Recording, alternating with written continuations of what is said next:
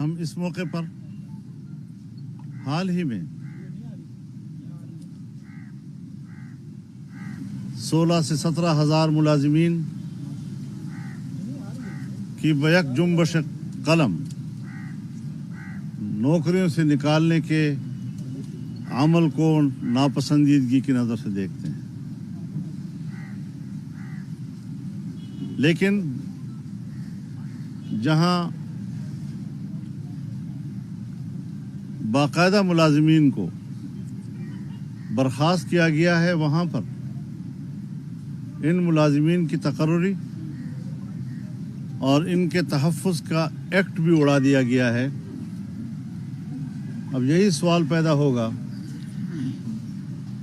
کہ عدلیہ بالا تر ادارہ ہے یا پارلیمنٹ سپریم ہے؟ ایک نئی بحث عدلیہ کی اس فیصلے نے جنم دیا ہے، جو ایک جمہوری نظام کے لیے سوالیہ نشان بن گیا ہے۔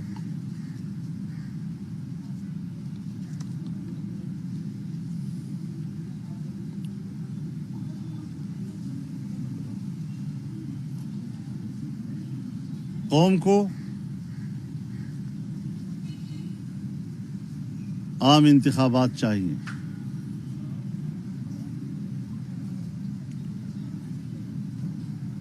ہماری عدلیہ چھوٹے موٹے مسائل پر از خود نوٹس لیتی ہے، لیکن یہاں 25 جولائی 2018 کا الیکشن جو پاکستان کی تاریخ کا ایک بدترین واقعہ تھا اور قومی سطح پر اس پر احتجاج بلند ہوا، وہاں چاہیے تو یہ تھا کہ وہ اس انتخاب کو کالعدم قرار دیتے، عوامی احتجاج کا احترام ہوتا اور اثر نو نئے انتخابات کے لیے ہدایات جاری کرتے۔ آج جب مسئلہ قومی سطح کا عام انتخابات کا ہے، ایسے موقع پر بلدیاتی الیکشن یہ قوم کا ڈیمانڈ نہیں ہے، لہذا عوام کی ڈیمانڈ کا احترام ہونا چاہیے۔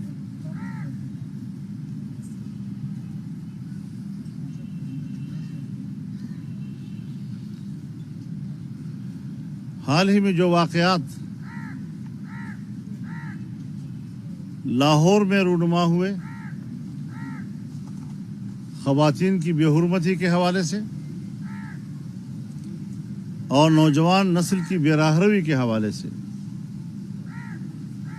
تعجب اس بات پر ہوتا ہے کہ ہمارا ناجائز حکمران وہ قوم کو حیا کی تعلیم دے رہا ہے، جبکہ بے حیائی اور فحاشی اس کا ایجنڈا ہے،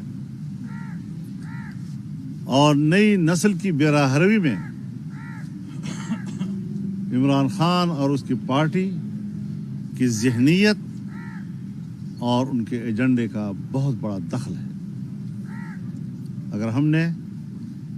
نئی نسل کو راہ راست پہ لانا ہے، باوقار بنانا ہے اور ایک باعزت معاشرہ تشکیل دینا ہے،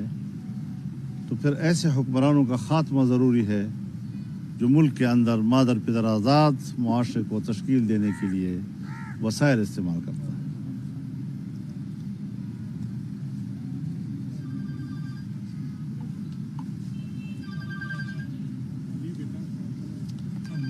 اس وقت افغانستان میں طالبان امارت اسلامیہ نے جو فتوحات حاصل کی ہیں، اور باوجود فتوحات حاصل کرنے کے وہ اپنی حکومت قائم کرنے کی بجائے ایک وسیع البنیاد حکومت قائم کرنا چاہتے ہیں۔ ہم اس حکمت عملی کی حمایت کرتے ہیں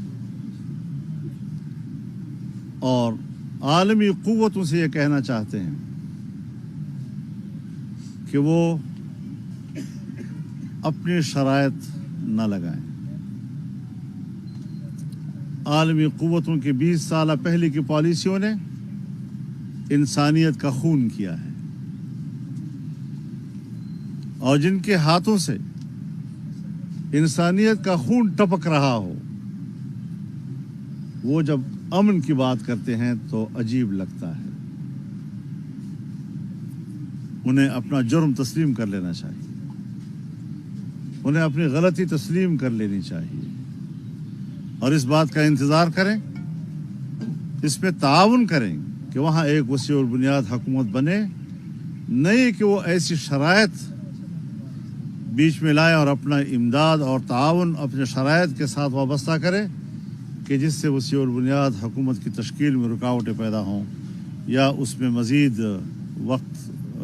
لگنے کا اندیشہ ہو. تو اس حوالے سے ہماری رائے یہ ہے کہ ایک پرامن افغانستان افغان قوم کو چاہیے، ایک مستحکم افغانستان، ایک مستحکم سیاسی نظام، اور یہ سب کچھ پاکستان کا مفاد ہے. ایک پڑوسی ملک کی حیثیت سے وہاں کے 20 سالہ جنگ کے منفی اثرات جس طرح ہم پر مرتب ہوئے ہیں، اگر وہاں پر ایک پرامن معاشرہ تشکیل پاتا ہے تو اس کے مثبت اثرات بھی پاکستان پر مرتب ہوں گے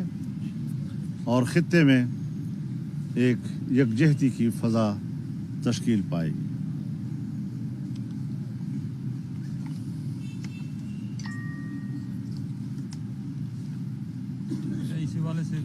جی جناب.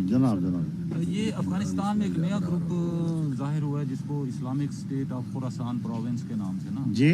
ادھر افغانستان میں ایک نیا گروپ ہے جن نے ابھی یہ حملہ بھی کیا، طالبان کے خلاف بھی وہ کارروائیاں کر رہے ہیں، Islamic state of Khorasan province کے نام ISKP. تو آپ کیا سمجھتے ہیں کہ اس کے پیچھے انڈیا ہے یا کیا؟ وہ کیونکہ طالبان کے خلاف کارروائیاں بھی کر رہے ہیں اور جو ایئرپورٹ پر بھی حملہ انہوں نے کیا. ضرور ایسی قوتیں ہیں کہ جو وہاں پر طالبان کی فتح کو اور ایک پرامن سیاسی نظام کو سپرتاش کرنا چاہتے ہیں، لیکن میری معلومات کے مطابق جہاں جہاں پر صورتحال میں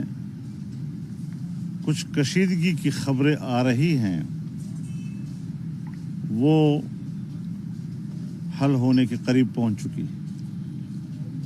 اور جو لوگ اس کے انتظار میں ہیں کہ وہاں پر ایک نئی جنگ شروع ہوگی،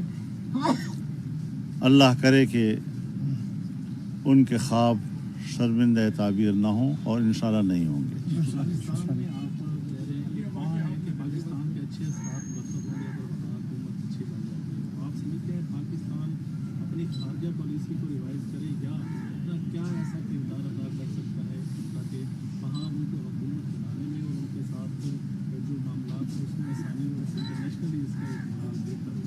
آپ نے بہت اچھا سوال کیا ہے اور یہ بڑا اہم سوال ہے.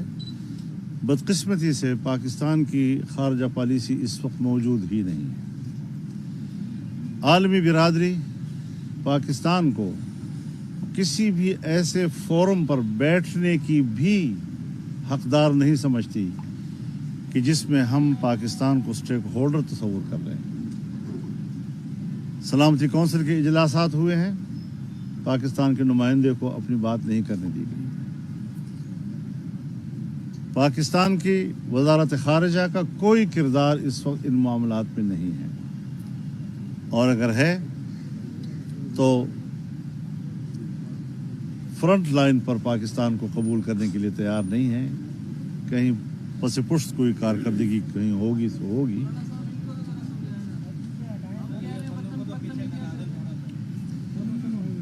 تو اس بات کو ذرا تھوڑا سا ذہن میں رکھنا چاہیے کہ اس وقت پاکستان کی کوئی خارجہ پالیسی نہیں ہے، بلکہ عمران حکومت لا تعلق ہے خطے کی اس بہت بڑی تبدیلی کے ساتھ. یہاں صرف اسٹیبلشمنٹ اس معاملات کو اس وقت ڈیل کر رہی ہے، وہی جو ہے فرنٹ پہ ہے، اور جس کو کہا جاتا ہے کہ یہ عوام کی منتخب ہے، جو جھوٹ ہے سب سے بڑا تاریخ کا، اس کا کوئی رول اس وقت نظر نہیں آ رہا ہے۔ ہمارے وزیر خارجہ شریف آدمی ہے، وہ بیچارہ کچھ کارکردگی دکھانے کی کوشش کر رہا ہے، لیکن اس کے کوئی اثرات بین الاقوامی سیاست پر مرتب نہیں ہو رہا۔ آپ کو ہوتی ہے طالبان کی طرف سے آپ کہیں اس طرح کے معاملات میں کردار ادا کریں تو آپ ایک بات ذہن میں رکھیں کہ میں ایک سیاسی کارکن ہوں، ایک طویل عرصہ میں فارن افیئرس کے ساتھ وابستہ رہا ہوں۔ فارن افیئرس اسٹیٹ کی ذمہ داری ہوتی ہے، کسی فرد یا کسی پارٹی کی ذمہ داری نہیں ہوا کرتی، اور میں اسٹیٹ سے آگے نہیں نکلنا چاہتا۔ اچھا مولانا صاحب، پی ڈی ایم جو ہے اتنے عرصے سے حکومت کے خلاف کوئی ٹھوس حکمت عملی نہیں بنا سکتی، کیا یہ پی ڈی ایم کی پارٹیاں آپس میں مخلص نہیں ہیں یا کیا کوئی اور وجہ ہے؟ آپ کیا چاہتے ہیں، ہم اسلحہ اٹھا لیں؟ موسم تو نئی تحریک یہ پی ڈی ایم سیدھی بات ہے، ہم ایک جمہوری جدوجہد کر رہے ہیں۔ ہم نے اپنا ایک نظریہ جو ہے وہ برقرار رکھا ہے، اور عام آدمی نے اس پوری حقیقت کو تسلیم کر لیا ہے کہ یہ حکومت ناجائز بھی ہے اور نااہل بھی ہے، اور کوئی